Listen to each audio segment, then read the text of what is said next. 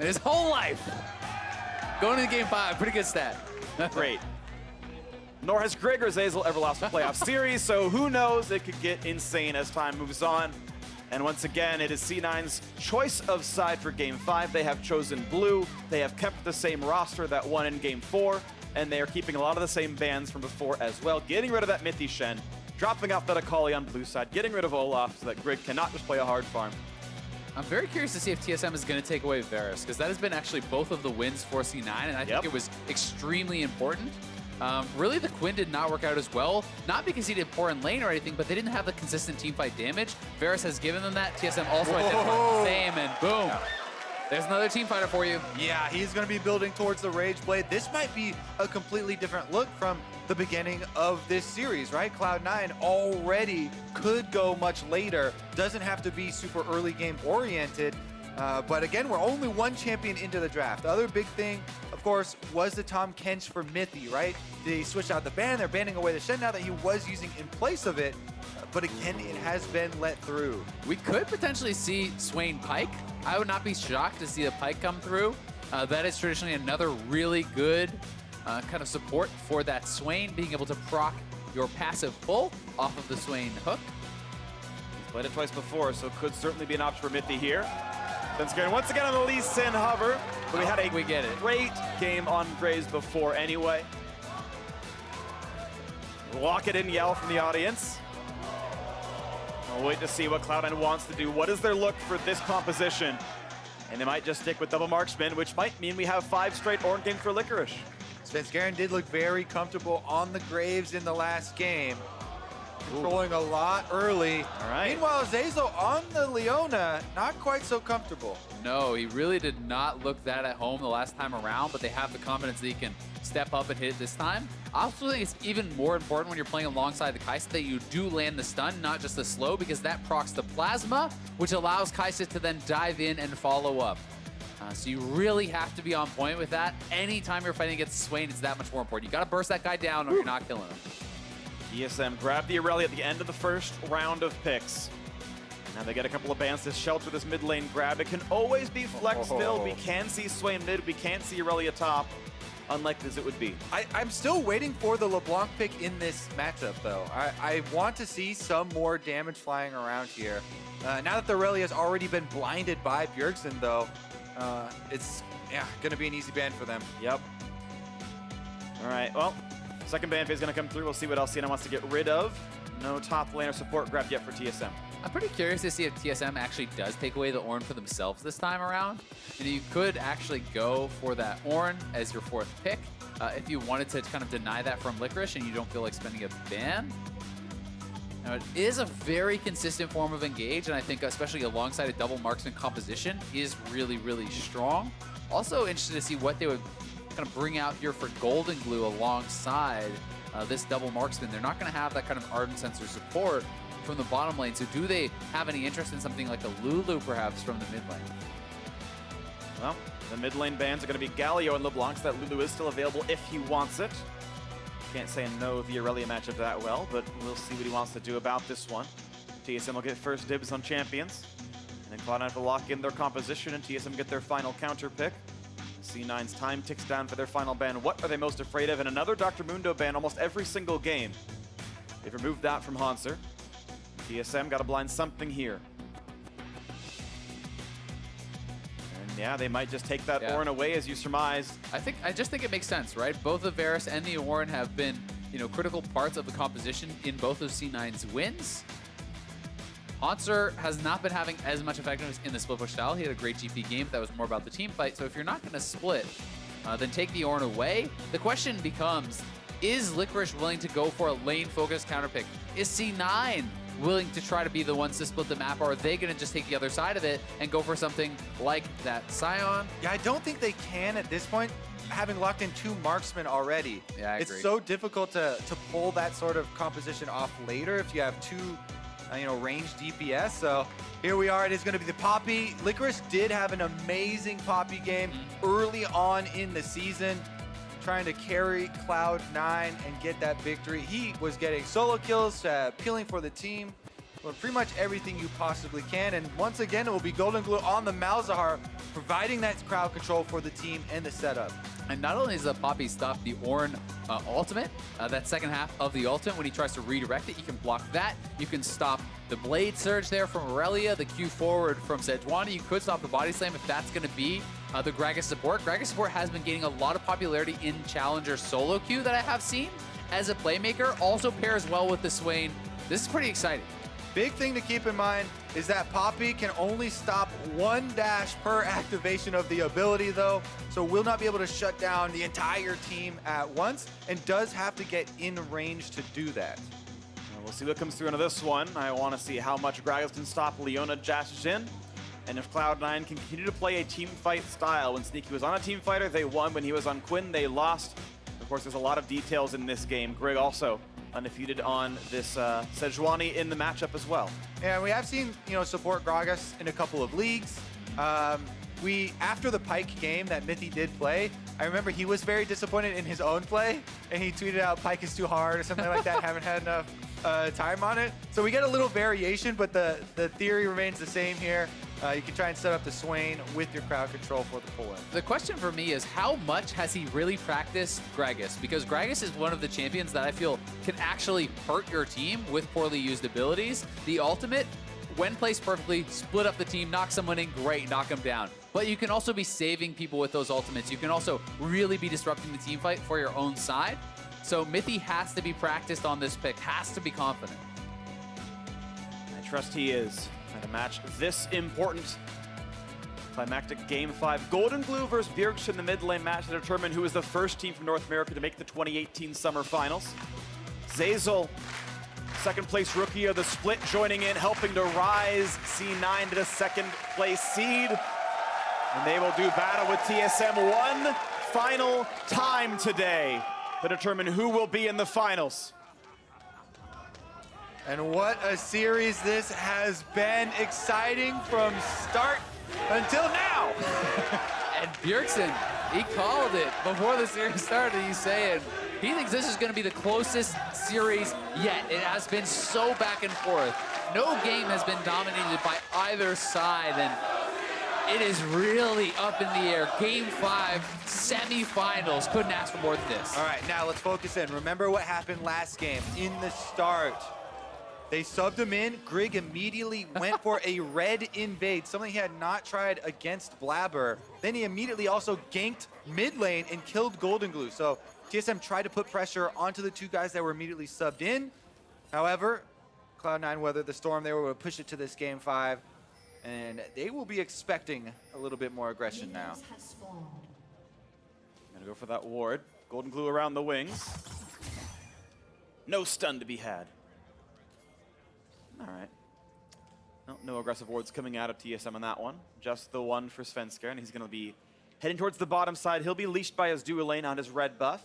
It's going to be a red leash for Grig as well. He'll be getting help from Hanser's Ornn. And this is really taking me back to the 2017 Spring Finals. This was actually C9 TSM. It was Smoothie back then for C9 who brought out the Gragas support pocket pick. And that was actually what pushed it to a Game 5 for them.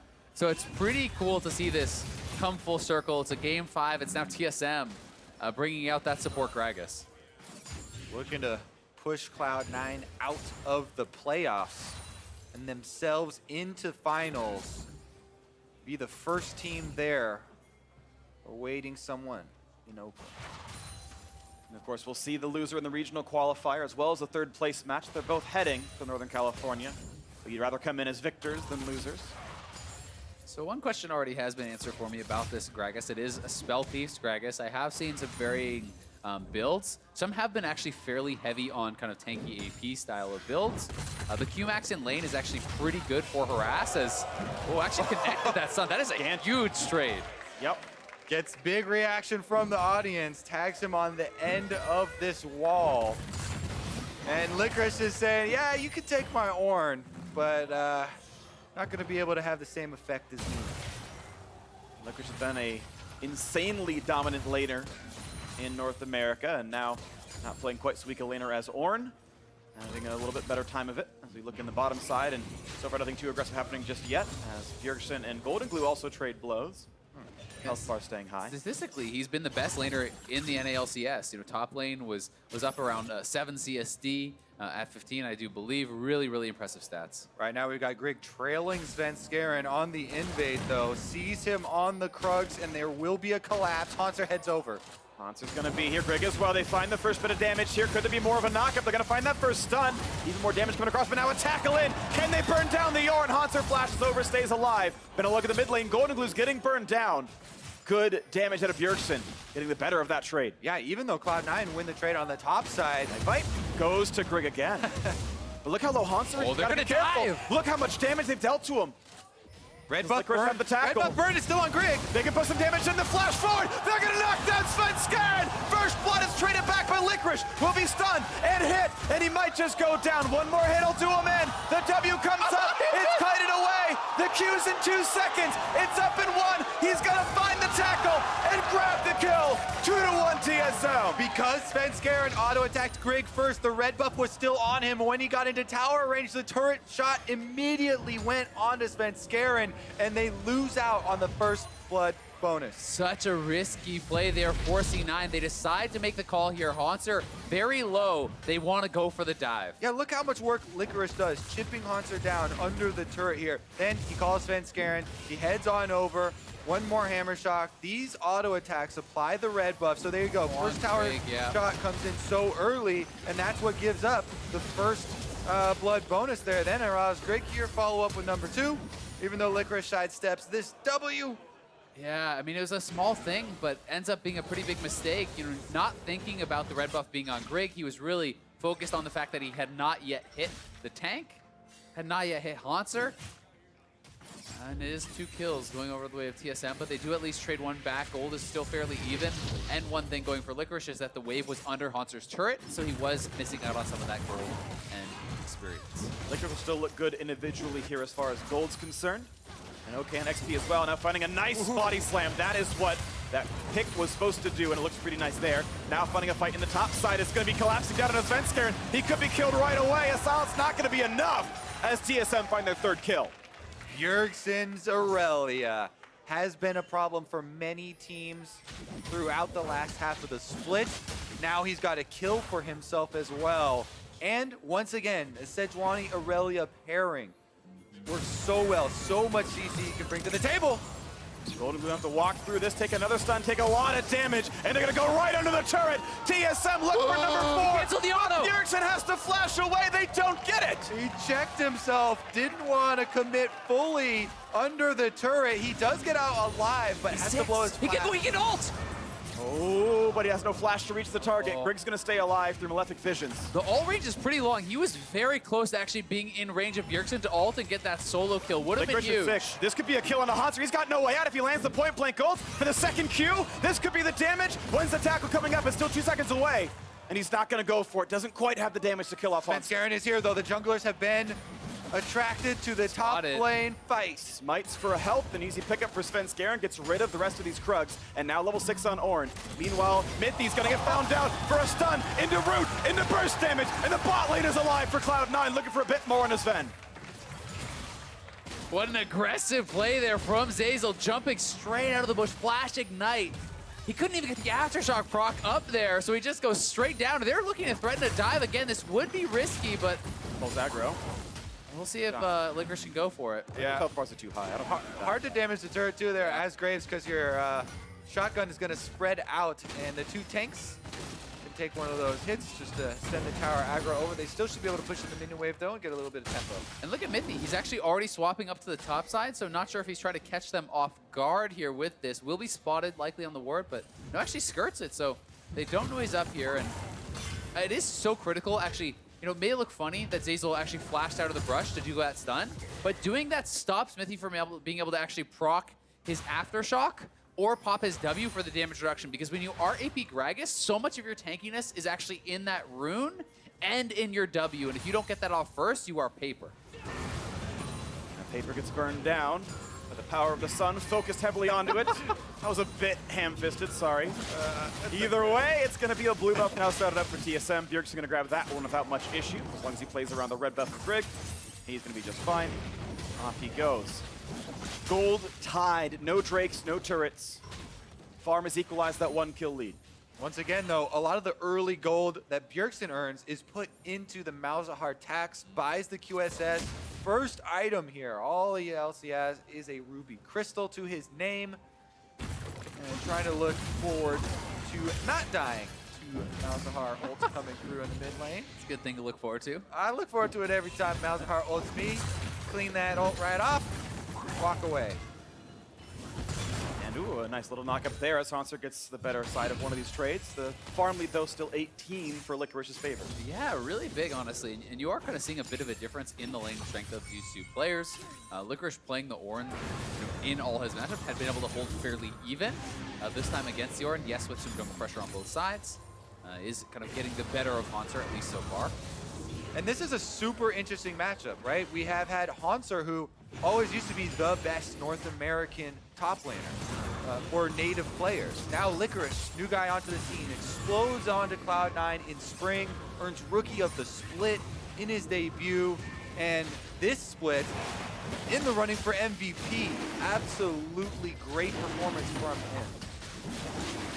Right now, the Ocean Drake going to be going over to TSM without much of an issue. No one's going to stop Grig, as the bot lane is holding equal. Actually, Svenskar now heading down, but didn't do enough in time. 2,000 health left in this Drake, and Aurelia's right behind them. Bjergsen gets show up for this one, but so for the rest of the team. This is going to be the fight. They're going to look for the stun on the Golden Glue. He jukes away from it, and Svenskar picks up the Drake, and the re-engage now comes in, looking to burn down Sejuani, but Grig is too tanky. Golden Glue will fall. TSM pick up that kill as a result of that steal. Yeah, they just decided to make the call to give up on Golden Glue there. The rest of C9 not wanting to fight forward into that and potentially give up even more. I think that's the right call. If you can't burst down Sven on this Swain, it's going to be so hard to actually win that fight. So it's a kill for a Dragon. Pretty decent trade overall. In the end here, it does leave TSM with a sizable gold lead for the early game. But again, the regeneration provided by an Ocean Drake, so good for the laning phase here for Cloud9. They go aggressive once again. Good body slam builds up the Aftershock, though, and there's no engage on a Mithy despite the stacks. Round 2 could be up. Aftershock is on cooldown for quite a while. It's more than a wave's length. Definitely a potential now, for Greg to make his way down to the bottom side. Such incredible playmaking potential on this Gragas. You can look for lane ganks on someone like Sejuani because the Gragas can body slam flash, knock even the Leona in. Then you have never moved from this Swain. You have the follow-up ultimate from Greg. So there is a lot of potential if they want to try to attack that lane. All lanes for Cloud9, or the side lanes at least, pushing in pretty heavily, trying to create some space. So Svenskar does have quite a few options to work with here on the Grave. Should be able to look for some sort of invade. Golden Glue in the mid lane, though, very different story. Because Bjergsen got another kill to his name and has been able to get the Sheen, you really have to respect the Aurelia burst. It gets to the point where the Aurelia can basically just walk at you. Your only defensive ability kind of is that ultimate, and then he QSS's that, and he can just train you down with autos, despite the fact that he doesn't have a ton of damage built up. So Golden Glue is definitely just going to be trying to wave clear and waiting to play around his team with those team fights, trying to be more of that utility wave clear guy. Knocks off the passive, but not going for much more as Bjergsen. But it gives Mithy the opportunity to find an explosive cast with that passive down. Yeah, Greg is coming around from the bottom side, so they could try to make the call here to go for a dive. Mithy goes back, but Greg is around, as you're saying. Can ult over the wall. He's going to be almost in range for this one. Golden Glue has flash. We'll see how quick his reactions are. Here comes us to C9, and they're all spotted, actually. All of them walked close enough to that control where they know it's a 4v1, so Grig's gonna go for the recall, and he's not gonna get found out here. Bjergsen knows to be safe. That's gonna be nothing. Oh no, Grig is gonna be Needs to get out of there. Jumps across, Mithy's here guarding, he's gonna be okay. They knock down that ward.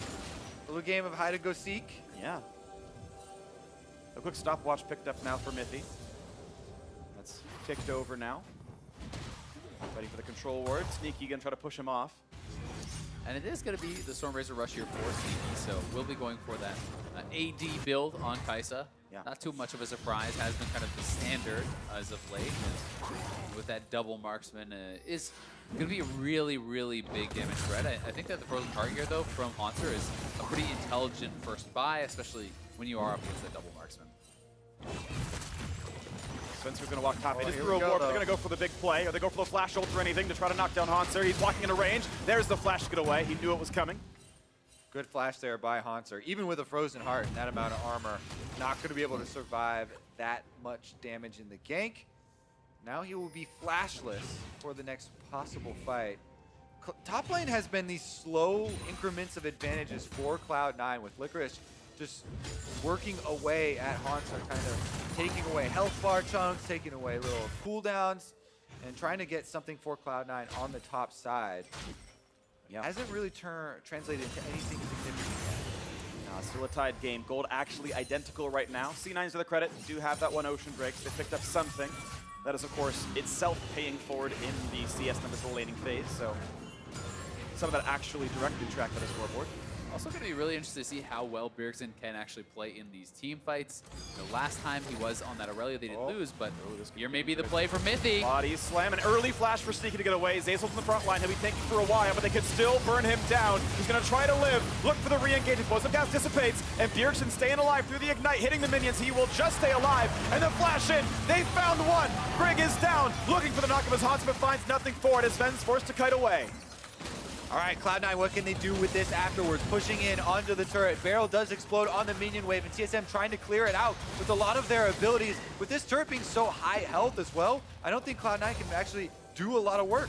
Yeah, even with the Mithy and Sven not having their ultimates there, would have been such a tough dive to pull off, so they will reset. You can see Golden Blue, though, back to mid lane, pushing that out, so a good roam down from Cloud9. They do come positive on the play, but it is just the one kill and a little bit of hurt damage.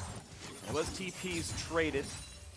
None of those other ones done much for. A couple of flashes extra, though, C9 did use, so slightly down in resources next time around. Take another look here. It looked like a pretty bad corner for Cloud9. That's why Sneaky flashes so early there once you get to the other side. Zazel's a bit more tanky on the Leona. He popped his Aftershock, so he stayed in a bit, saves his fast for later. Bjergsen got extremely low. The TSM had to just retreat at this point, but you can't get away from Malzahar, and that's why Cloud9 keep bringing it. Golden Glue down the river, gets his ultimate off, and secures the kill for C9. Taxman showed up, and Greg didn't have his QSS yet, so he's going to have to take that death. And only Bjergsen so far with that QSS. Likely going to be seeing more members buy it up. And last game, even very late in the game, Greg still did not have one. You know, at a certain point, it's okay to accept that you may be that target as long as the rest of your team is there to interrupt or to follow up. Especially since this game, they don't have a Tom Kench on their team to try and rely on a teammate to do it. You kind of have to fend for yourself. C9, though, once again, retaining control over the Dragon Pit. This will be Ocean number 2. Going to give C9 a lot of uptime around the map. Any fight they win, they'll be back to full HP in almost no time, and you might see them get more objectives as a result. Safer rotations, fuller health bars, fuller mana bars. It's a lot scarier to this game for Sven, because when you are playing without a QSS and you are against this Malzahar, you know, there is the potential that a Leona stun comes in that's followed up by the silence, followed up by the Malzahar ult, and you can theoretically die before you get that stopwatch off at all. You know, whereas in the last game with Cleanse and with that safety, it didn't feel like it was ever going to be a chase. Bjergsen, the walls. Zerf's going to go for the ult. QSS is back down, but here comes the rest of the team. Who's going to get more damage to this one? Stopwatch burn. Oh, look at the burst. It's a trade, though. And now they're re-engaged. They're looking for Greg. He does not. No, he does have a flash if he needs it. Gets away, stays alive. Licorice is here. Yep, and the rest of Cloud9 have also joined in the mid lane. They can push on this turret. Sneaky and Zazel head up. Turret taking damage down to the last few minions, though. They're going to let the tanks hit the turret shots. Or an ult coming down, look for the re-engage. They'll burn down the turret first, and the knockup will hit on the 3, but no one is here to take any damage.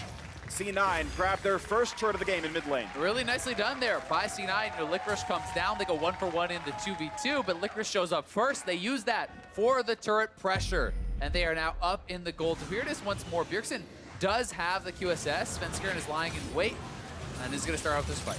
Bjergsen gets off the Malzahar ultimate with the ult of his own. QSS is that ult, but Svenskeren, when he dashes up, he got disarmed for a second by going through Bjergsen's ultimate, so they go down at the exact same time, 1-for-1. Still though, Licorice, the earlier roam, forces a flash out of Greg, allows him to get that turret. And he's behind him, and T-Man is actually roaming up. Surprise, it's a Poppy in the bush, but... Assassin Poppy from Licorice. Yeah. That Bomby Cinder, so much damage. No Triforce yet. He'll get there eventually. That's the right build, obviously. Either way, mid lane getting cleared, no problem now. Golden Glue having a pretty decent game as far as farm is concerned. Bjergsen has hit his power spike of Trinity Force, got that fairly recently, but has yet to find those kills with the item. You can see on the player cameras how intense these guys are. The Game 5 pressure is fully in effect, and Cloud9 are getting hyped off of the lead they started to open up here with that first turret kind of opening up the map. Mid turret is so critical, allowing them to now get some of these deep wards you can see in the jungle. And it's really a lot of pressure on Bjergsen here also, starting with 2 early kills on the Aurelia. He's on this aggressive pick that he's been so good on. He needs to have a big impact on this game. If you're not effective on the Aurelia in this one, that's it. You're going home. You're not going to be playing in the finals. And he's had the opportunities. Yeah, Sven did not get 4 kills so early on in this game that he can output the same kind of damage on Swain as he did previously. So they are going to have to focus their efforts. I think you had a good point with the Gragas ultimate as well. There's so much variance in that champion and in the possible plays you can pull off. All that time spent for Herald gave C9 a lot of time in the bottom lane. They knocked down bot out. They're hitting 2-2 right now, and Golden Glue waiting in the fog of war. Mid the overextends. He will instantly die to the Malsult, but it's Bjergsen who goes forward. He's got QSS, he's safe. I think he's at a half. Yeah, I mean, he's playing the AP style build, right? This could be something like a Knight's Vow. It also could be Proto Belt. I've seen that fairly regularly on support Gragas if they really want to all in on the playmaking. But again, then you have to be flawless with your engages. You have to be flawless with how you're playing these team fights, or you just get straight up insta-kill. Licorice wearing down the top lane, now being answered by Sven, but gets a tackle and quite a bit of damage. And Licorice is already building magic resist. Oftentimes you see these plays. Hold on, we've got to fight towards the mid lane. A ult towards Golden Glue. Knocks off his passive.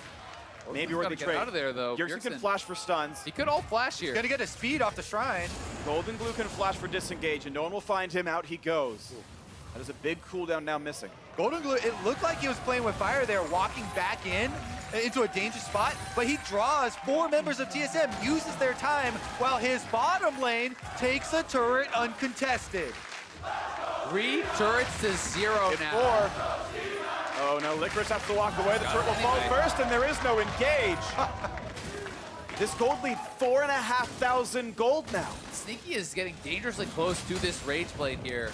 Only needs a couple hundred more gold, and he will be off to the races on this late game teamfight carry. Already has his support items purchased up here. We have the Zeke's Convergence done as well. He's going to be a monster if they can't get to him. TSM have their eyes on Sneaky, looking to lock him down with some of that crowd control. They have it all over. Every single champion will be able to lock somebody up in the team fight. Yeah. They won't have a Rage Blade hyper carry for themselves later in the game, though. So they need to focus on the next 10 minutes here. This will be very critical in the success of this composition. And I'm really curious to see how Licorice in particular will play these team fights. Do you sit on your hyper carry Kai'Sa and try to use that steadfast presence to protect him from dive? Or are you diving deep and trying to, draw pressure to yourselves and create space that way? I think there's going to be some big choices here from in these fights. Well, there's not really anyone for him to dive into. Most of TSM are frontline champions, right? Yeah. I mean, I guess you can dive to find Mithy. The AP Gragas might be the squishiest guy. Of course, keep in mind, plenty of stopwatches on TSM right now. Both the bottom laners have it.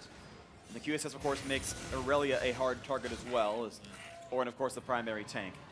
Wait to see what happens, though, as we've got this battle now, 3v1. Licorice hoping to find a way out of this one. Jumps towards the Drake, can't get the ult going anywhere. He's gonna try to flash the wall and does so.